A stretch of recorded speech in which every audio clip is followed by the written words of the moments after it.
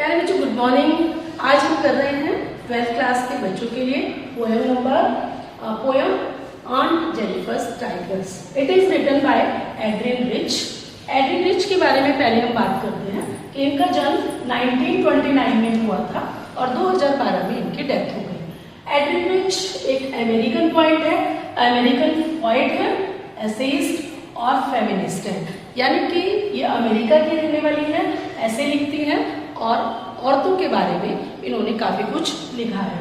She talks about a woman's experience in her married life. She has tried to explore the inner feeling of a woman who is living under the dominance of a man. तो इन्होंने है शादी के बाद उनके experience कैसे रहे और कैसे वो आदमियों की आधिपत्य में, उनके अंदर, उनके दबाव में अपना जीवन व्यतीत करते हैं। तो सबसे पहले मैं पोएम को पढ़ूंगी, ठीक है बेटा, और इसके बाद इसके लिटरेरी डिवाइस की बात करेंगे, लाइन टू लाइन इसको एक्सप्लेन करेंगे, इसके वर्ड मीनिंग समझेंगे। तो चलते हैं पहले की ओर। Aunt Jennifer's tigers prance across a stream, bright topaz, denizens of a world of green. They do not fear the man beneath the tree. They pace in sleek chivalric certainty. यहाँ पर जो पोएटेस हैं Adrian rich, उन्होंने एक lady के बारे में बताया है जिसका नाम है आंट जेनिफर्स।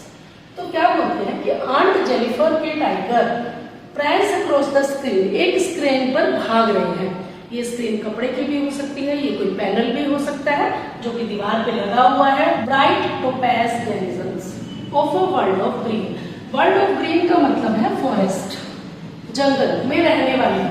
डेनिजन्स मीन्स निवासी, और इनका कलर कैसा है, जैसे टोपैज एक रत्न होता है उसकी तरह येलो। तो ये जंगल में रहने वाले निवासी हैं जो एक पीले कलर की तरह चमक रहे हैं, शाइनिंग।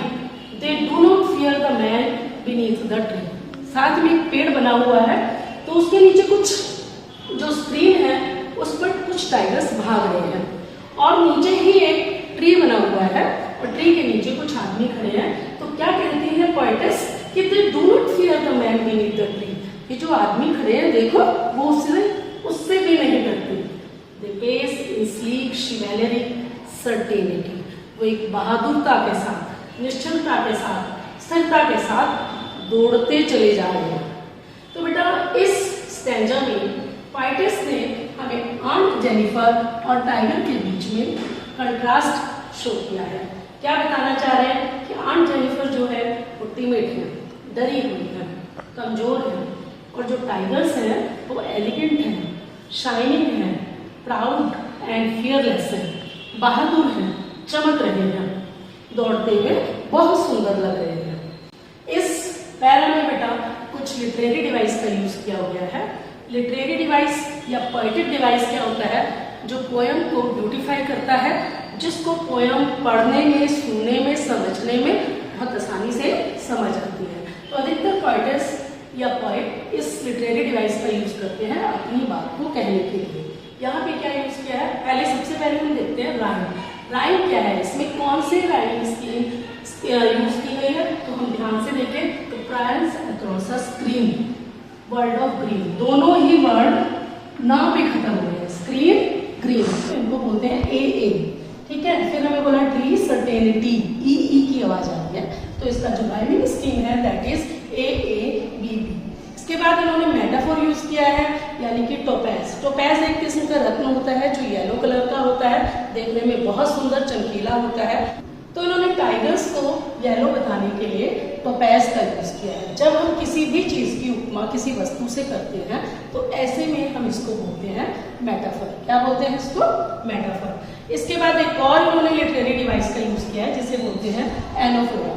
एनाफोरा मीन्स जब किसी दो लाइनों में हम एक ही वर्ड को या एक ही लाइन में एक ही वर्ड को, एक फ्रेज को बार बार इस्तेमाल करें। प्यारे बच्चों, यहाँ पे इन्होंने लिखा they do not, they pace in, तो ये क्या हुआ, एनाफोरा, यानी कि use of same word in the two consecutive lines. Consecutive means लगातार, लगातार दो ही लाइनों में इन्होंने एक ही बात को यूज किया है। चलिए चलते हैं अब सेकंड स्टैंजा की ओर। Aunt Jennifer's fingers fluttering through her wool find even the ivory needle hard to pull. The massive weight of Uncle's wedding band sits heavily upon Aunt Jennifer's hand.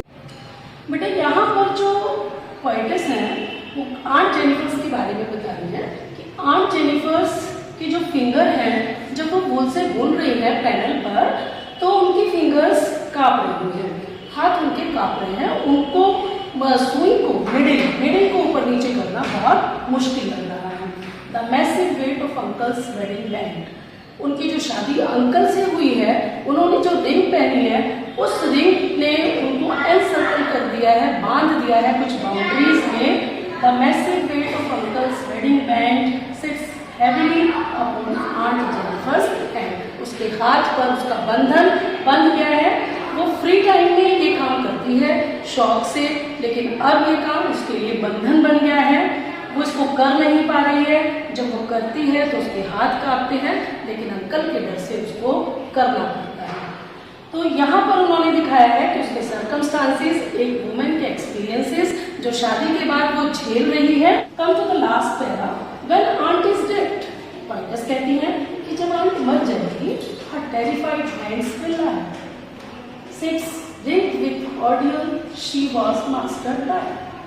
तो जो उसके जो टेरिफाइड हैंड्स हैं, जो जिनसे वो बुन रही है, जो घबराए हुए हैं, जो कांप रहे हैं, वो ऐसे ही रहेंगे।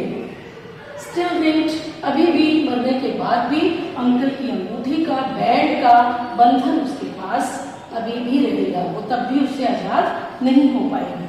The tigers in the panel that she made will go on prancing proud and afraid, जबकि जो टाइगर्स हैं वो उसी तरह से उस स्क्रीन पर, पैनल पर दौड़ते रहेंगे और भागते रहेंगे। तो एक बहुत अच्छा सा कंपैरिजन किया है पोएटेस ने, अपने मन की बात जो वो झेल रही है उसने टाइगर्स के जरिए एक पैनल पे उतारी है, और वो भी बनना चाहती है वैसा ही बहादुर, वैसी ही ब्रेव, लेकिन वो ऐसा नहीं कर पा रही। क्यों? क्योंकि अंकल की शादी का बंधन उसको बहुत सारे ऑडियंस में जकड़े हुए है। तो बेटा यहाँ पर भी उसने बहुत सारे लिटरेरी डिवाइस का यूज किया है।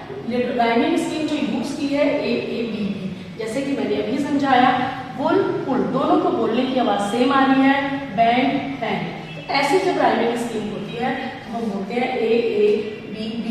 इसके बाद एलिट्रेशन का यूज किया गया है, यहाँ पे F साउंड को बार बार रिपीटेडली यूज किया है, जैसे फिंगर्स फ्लटरिंग, एक बार, और P को 2 बार यूज किया है प्रांसिंग वर्ड। जब एक ही वर्ड को, फर्स्ट लेटर को हम बार बार यूज करते हैं तो ऐसे पोएटिक डिवाइस को हम बोलते हैं बच्चों एलिट्रेशन।